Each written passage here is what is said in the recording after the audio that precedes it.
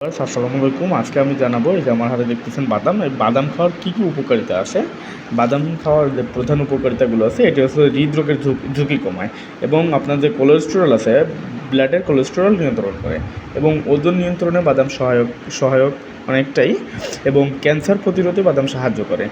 ত্বক এবং হাড়ের স্বাস্থ্য নিয়ন্ত্রণে বাদাম খুবই গুরুত্বপূর্ণ।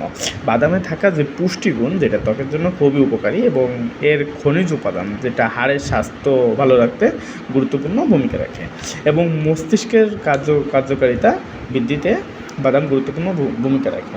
বাদামে থাকা ভিটামিন ই এবং ম্যাগনেসিয়াম যেটা মস্তিষ্কের কার্যকারিতা বাড়াতে সাহায্য করে এবং হজম এবং পুষ্টি ও শোষণে বাদাম সহায়তা করে। প্রতিদিন আপনার খাদ্য তালিকায় কম করে হলেও এক মুঠো বাদাম যোগ করা যেতে পারে।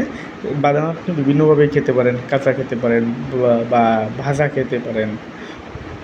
তবে কাঁচা বা ভাজা বা ভিজিয়ে যে কোনোভাবে বাদাম খাওয়া যেতে পারে। ধন্যবাদ। সকলে শেয়ার করে দেবেন ভিডিওটা এবং পরবর্তী ভিডিওতে দেখা হবে ইনশাল্লাহ।